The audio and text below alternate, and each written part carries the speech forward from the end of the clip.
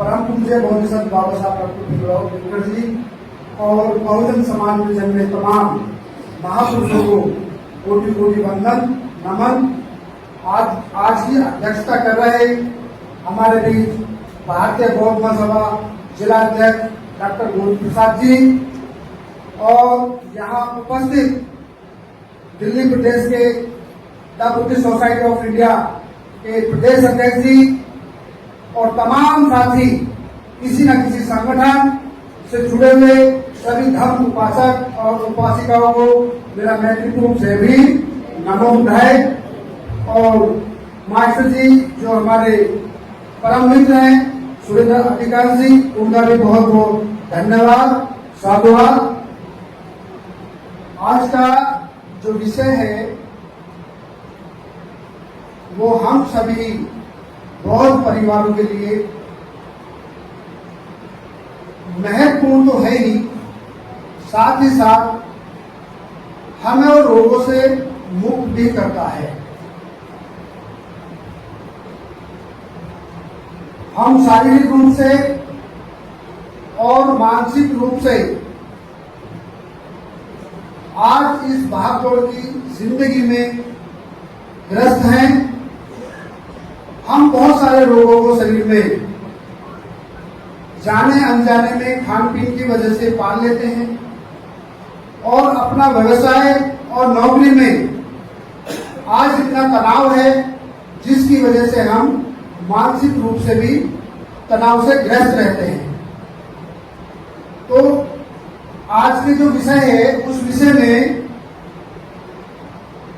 जो कुपोषण है उस कुपोषण के माध्यम से हमारे तन और मन दोनों को शुद्ध और स्वस्थ करने का ये एक माध्यम है। अगर हम नियमित रूप से कुपोषण का पालन करते हैं और अपने जीवन में उसको गंभीर रूप से धारण करते हैं तो हम निश्चित ही शारीरिक रूप से और मानसिक रूप से स्वस्थ रह सकते हैं। एक समय की घटना है, मैं एक छोटी सी कहानी बताता हुआ यहाँ चलूंगा। राजा बिंबिसार एक समय तथागत बुद्ध के धम्म देशना में शाम को पहुंचे तो जब सभा समाप्त हो गई, देशना पूर्ण हुई, तो तब राजा बिंबिसार ने शास्ता से जाके धीरे से नमन करके पूछा, हे शास्ता, मैं यहाँ काफी समय से आ रहा हूँ और मैं यहाँ काफी चीजें देख रहा हूँ, लेकिन एक चीज मुझे समझ में नहीं आती है, मुझे शंका है, वो मैं आज दूर करना चाहता हूँ। मैं जब यहाँ आता हूँ तो ये देखता हूँ कि कुछ भिक्षु और हंत हो चुके हैं, कुछ भिक्षु और हंत होने के मार्ग पर हैं, होने वाले हैं, कुछ अभी अहंत उस रास्ते पे चलने का प्रयास कर रहे हैं।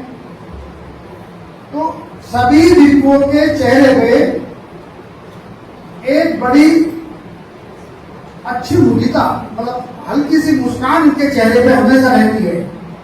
और हम जो गृहस्थी हैं, हम गृहस्थियों पर, हमारे चेहरों पर कहीं ना कहीं हम लोग देखते हैं तो तनाव रहता है। मैं एक बहुत बड़े राजा, बहुत बड़े प्रदेश का बहुत बड़ा एक शासक हूँ, राजा हूँ, और मैं राजा होते हुए मैं तनाव में रहता हूँ। मेरे चेहरे पे मुस्कान शायद कभी आती हो, उसी तरह प्रजा को भी मैं देखता हूँ, वो भी तनाव में रहती है। ये क्या कारण है? भिक्षु संघ बड़ा खुश रहता है, चेहरे पे मुस्कान रहती है, और जो प्रजा है, जो आम लोग हैं, जो गृहस्थी लोग हैं, चीज देखने को नहीं मिलती। तो इसका क्या कारण है? शास्त्रा आपसे निवेदन है कि तो आप हमें बताएं और ये शंका हमारी दूर करें। तो तथागत ने कहा, आज आपने बहुत अच्छा सवाल किया है। तो इसके पीछे जो कारण है वो मैं आपको बताता हूं। तो बिंब साहब बड़े प्रेम भाव से बैठ करके सुनते हैं और शास्त्रा बोलते हैं, ये जो आप संघ देख रहे हो भिक्षु संघ, और इस भिक्षु संघ में कुछ आपके साथ साथ जब धर्म देशना होती है उसमें कुछ उपासक भी आते हैं। जो उपासक हैं उन उपासकों में भी कुछ ऐसे उपासक हैं जिनके चेहरे पे आप मुद्रिका देख सकते हो। जैसे वो थे अनाथ पिंडक, सॉरी नाम भूल गया था, अनाथ पिंडक है, और सुजाता, और क्या बोलते हैं उनको, विगार माता के नाम से जानते हैं, विशाखा। उपासक और उपासिकाएं भी उस तरफ हैं।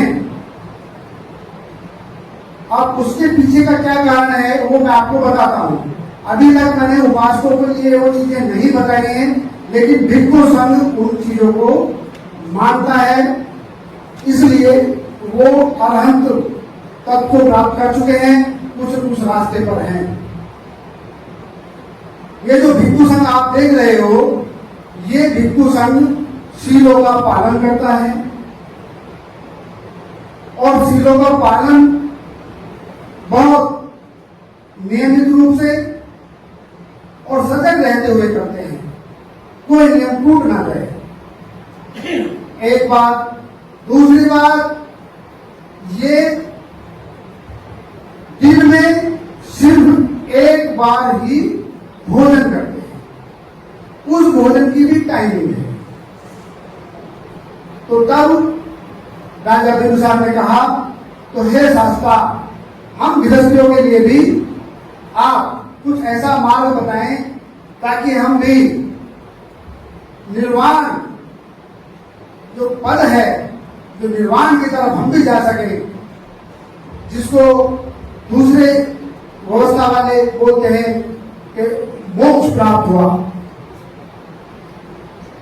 दुनिया में आवागमन का जो रास्ता है वो बंद हो जाएगा, उनका निर्वाण हो जाएगा, परिनिर्वाण हो जाएगा, महापरिनिर्वाण, बुद्ध का महापरिनिर्वाण, जैसे बाबा साहब का महापरिनिर्वाण।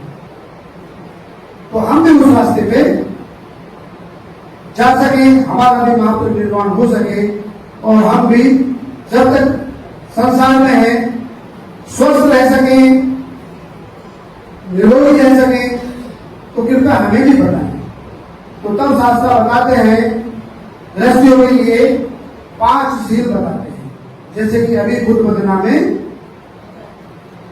बोले गए, और लगभग यहाँ जो उपस्थित हैं सभी अपने यहाँ बुद्ध वंदना जब होती है तो करते हैं। तो ये बुद्ध वंदना में जो 5 शील बोले जाते हैं, ये 5 शील हमें रेगुलर मानने हैं, हर रोज मानने हैं। जैसे पहला शील बोला गया, पाणातिपाता वेरमणि सिक्खापदं समादयामि। उस समय की ये, जैसे हम आज हिंदी भाषा बोलते हैं, दूसरी भाषा बोलते हैं, उस समय पाली भाषा आम भाषा हुआ करती थी। तो तथागत ने पाली भाषा में उस समय बताया कि पाणातिपाता वेरमणि सिक्खापदं समादयामि, मैं प्राणी हिंसा रहने से व्रत रहने की शिक्षा ग्रहण करता हूं। अब इसमें प्राणी हिंसा नहीं करनी है, किसी को गाली नहीं देनी है, थप्पड़ नहीं मारना है, झगड़ा नहीं करना है, अपनी जीव के स्वार्थ के लिए किसी की हत्या नहीं करनी है। दूसरी बात, दूसरा शील तथागत ने बताया, अदिन्न दाना वेरमणि सिक्खापदं समादयामि, मैं चोरी न करने की शिक्षा ग्रहण करता हूं। एक सीधी लाइन। लेकिन जब हम किसी की कोई वस्तु उस वस्तु के मालिक के बिना इस्तेमाल कर लेते हैं। जैसे मान लो मेरा मोबाइल है और आप सब कोई भी फोन भी कर सकता है, नेट को भी चला सकता है, कोई दिक्कत नहीं है। लेकिन बिना पूछे, बिना परमिशन के अगर उसे आप यूज कर रहे हैं, किसी का भी कोई सामान आप यूज कर रहे हैं, मोबाइल के अलावा और बहुत सी चीजें होती हैं, किसी की साइकिल ले ली, किसी की गाड़ी ले ली, किसी का जो पेन ले लिया, ये चप्पल ही पहन के चल दिए घूम रहे हैं, दूसरे चप्पल वाले मेरी चप्पल घूम रहे हैं। तो स्वामी वस्तु की स्वामी के इजाजत के बगैर भी उसको इस्तेमाल करना भी चोरी कहलाता है। इसलिए हमें किसी की कोई वस्तु बिना उसकी इजाजत के नहीं इस्तेमाल करनी चाहिए। तो ये दूसरी बात शास्त्र ने बताई। तीसरी बात बताई गृहस्थियों के लिए, कामेषु मिच्छाचारा वेरमणि सिक्खापदं समादयामि। मैं काम मिथ्याचारा से व्रत रहने की, व्यभिचार से व्रत रहने की शिक्षा ग्रहण करता हूं। जो शादीशुदा नहीं है उन्हें ब्रह्मचर्या वेरमणि, ब्रह्मचर्या का पालन करना चाहिए। और जो शादीशुदा हैं, पति पत्नी, वो अपने तक ही सीमित रहें। तो कामेषु मिच्छाचारा वेरमणि सिक्खापदं समादयामि। पर स्त्री गमन नहीं करना चाहिए, पर पुरुष गमन नहीं करना चाहिए। ये तीन बातें शास्त्र ने बताई। चौथी बात बताई, मूसावादा वेरमणि सिक्खापदं समादयामि। मैं चुगली, चपाटी, अनर्गल की बातें न करने की शिक्षा ग्रहण करता हूं, करती हूं। चुगली करने से क्या होता है, बहुत सारे झगड़े हो जाते हैं और ज्यादातर झगड़ों की जड़ ही चुगली है। इधर की बात उधर कर देना, उधर की बात उधर कर देना। चुगली नहीं करनी चाहिए।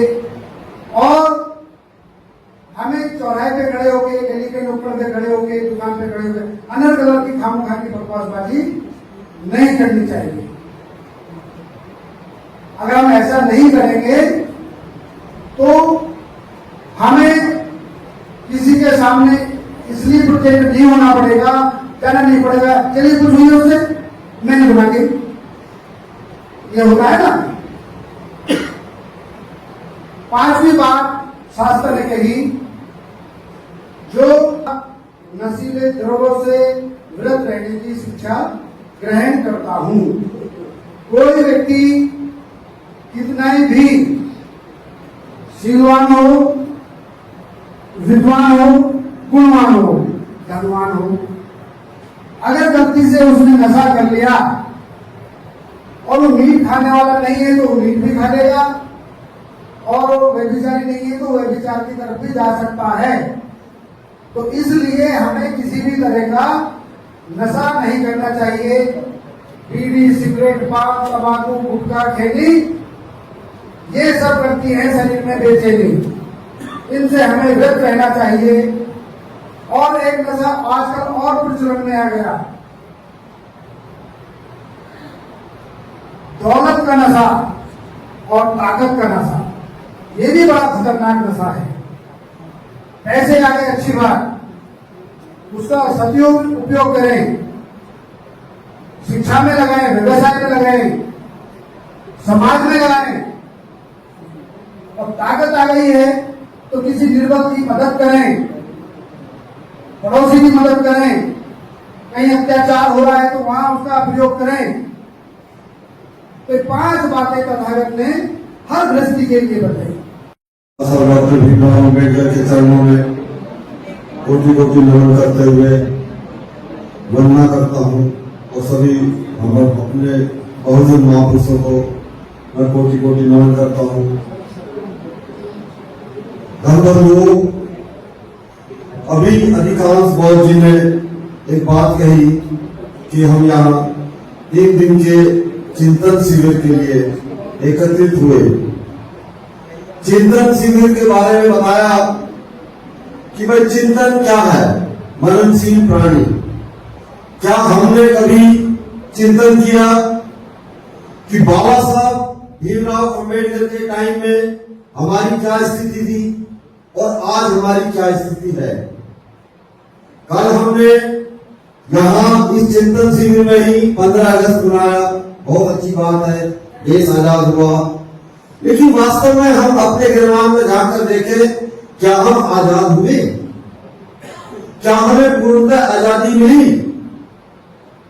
बाबा साहब डॉक्टर भीमराव अंबेडकर ने अपने समय में जब संविधान के बारे में बात चली, संविधान बनाने के लिए, यहां में से ज्यादा बुद्धिजीवी लोग बैठे होंगे और उन्हें ज्ञान होगा, लेकिन अपने ज्ञान को बांटना नहीं चाहते, वो बात दूसरी है।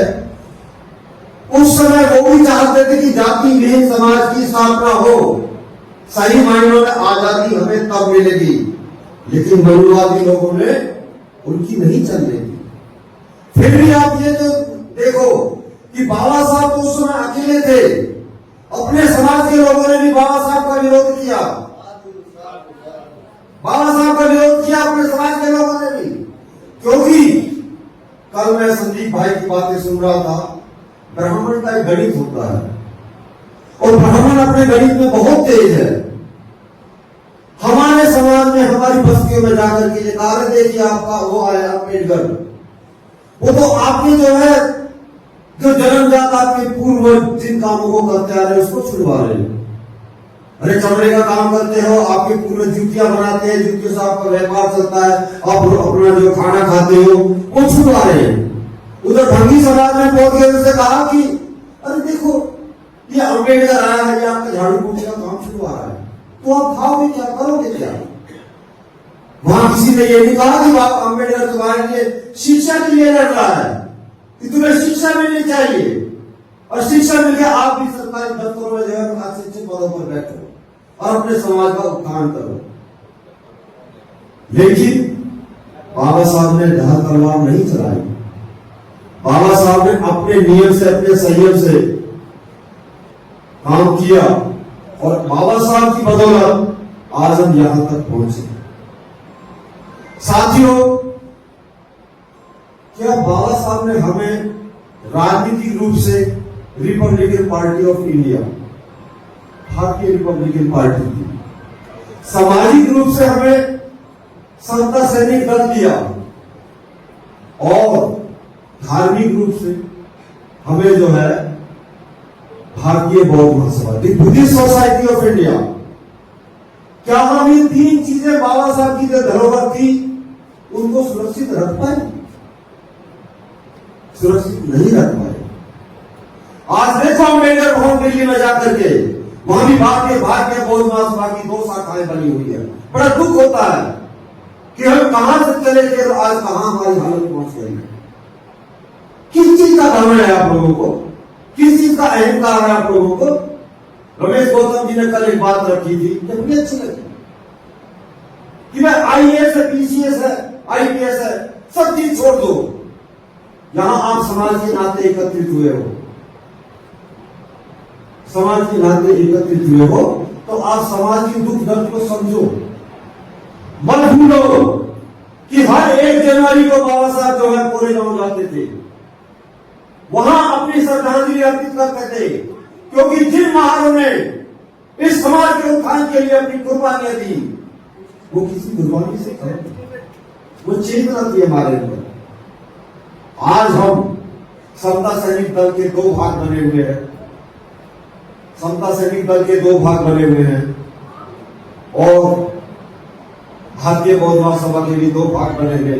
रिपब्लिकन पार्टी को खत्म करके जो है एक नई पार्टियां बननी शुरू हो गई।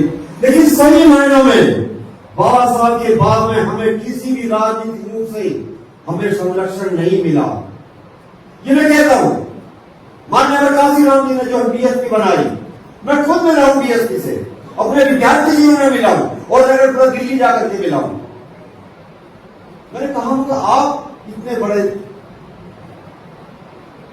बुद्धिजीवी आदमी, क्या जरूरत पड़ गई आपको बहुजन समाज पार्टी बनाने की? आपने रिपब्लिकन पार्टी में काम क्यों नहीं किया? या तो आप ये कहो कि बाबा साहब गलत थे, जिस बाबा साहब ने आपको रिपब्लिकन पार्टी ऑफ इंडिया दी। नहीं, बाबा साहब तो गलत नहीं थे, तो फिर आप रिपब्लिकन पार्टी ऑफ इंडिया बनाने की, इसके बाद बहुजन समाज पार्टी बनाने की जरूरत क्या पड़ी? वही डीएस4 के माध्यम से, जो कि सरकारी कर्मचारियों से 1 रुपया एकत्रित किया जाता था, DS4 को मजबूत किया। और जब वोट फिलर में धरना दिया गया तो बाबा साहब की मूर्ति उसमें नदारत थी, क्योंकि कुछ लोगों की महत्वाकांक्षा थी कि मैं जूनियर अम्बेडकर बन जाऊं। एक और थे भगवान दास एडवोकेट, सुप्रीम कोर्ट के लॉयर, वो भी जो है तो चाहते थे कि मैं जूनियर अम्बेडकर, मुझे समाज कहलाए। अरे ऐसे जूनियर अम्बेडकर नहीं बनते। ये CGI गवई साहब, आदरणीय जो हमारे सुप्रीम कोर्ट के चीफ जस्टिस है, उनके पिताजी के साथ 1978-79 में मैं खुद तिहाड़ जेल के अंदर बंद था। तो हमारे साथ जो हमारे राज्यसभा से MP हुआ करते, उनके साथ मैं खुद था। हम उस समय युवावस्था में एक जुनून था हमारे अंदर काम करने का। बहुत दुख होता है कि जब तक हम संगठित नहीं होंगे हम किसी चीज का जो है सामना नहीं कर सकते। जब हमारी बहन बेटियों के साथ दुर्व्यवहार होता है, हमारे भाइयों के साथ मुंह चौकने पे उनका जो है सरकलम किया जाता है, एक छोटे से बच्चे 7-8 साल के बच्चे का जो है घड़े को हाथ लगाने पे जो है उसका हत्या की जाती है, मन रो पड़ता है। इन सब चीजों का हम सामना कैसे करेंगे, हमें ये चिंतन करना है। और यदि आप सही मायने में बाबा साहब को मानते हो, आप सच्चे मन से बाबा साहब के सिपाही हो, तो मैं तो सभी से ये कहूंगा कि जो बाबा साहब ने आपके लिए रास्ता चुना है, आंख बंद करके उसी रास्ते पे चल दो, चाहे वहां गड्ढे में गिरे या कहीं भी गिरे, लेकिन आपका एक ताकत बढ़ेगी और उस ताकत से आप हर मुसीबत का सामना कर सकते हो। इन्हीं शब्दों के साथ में नमो बुद्धाय जय। धन्यवाद जय श्री राम। अभी टीम ब्रेक है, आप 5 से 10 मिनट के अंदर टीम ब्रेक लेके 11 बजे वापस आना है। सभी को जल्दी से कर रहे हैं। आज का शेड्यूल बहुत टाइट है, इसलिए जो सीखना आज ही सीखना है, कल भूलना है।